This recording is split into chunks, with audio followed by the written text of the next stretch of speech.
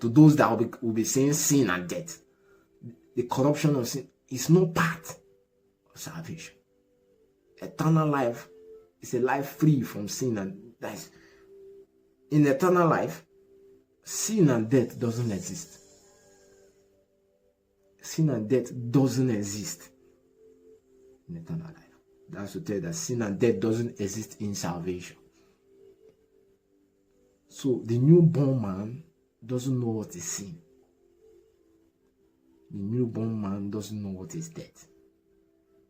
The salvation, you don't know what that is. The knowledge of sin, knowledge is not part of salvation.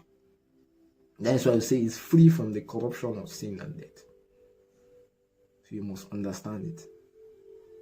That you are free from the corruption of sin and death and salvation.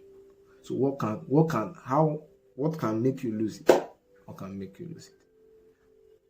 You can see that you don't know what is sin. Because the new man, salvation, which is eternal life, is free from sin. So sin doesn't exist in salvation. Death doesn't exist in salvation.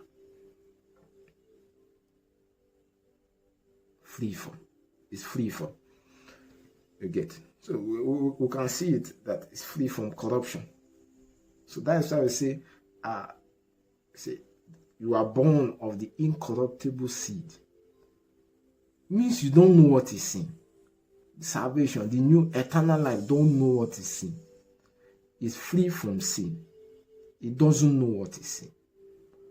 It doesn't know what is death because it's not born in death. It's not born. There's no connection between him and death. There's no connection between eternal life and sin. There's no connection between. That's why I say it's free from. You can see it free from means it's separated. It means salvation has nothing to do with sin, has nothing to do with what?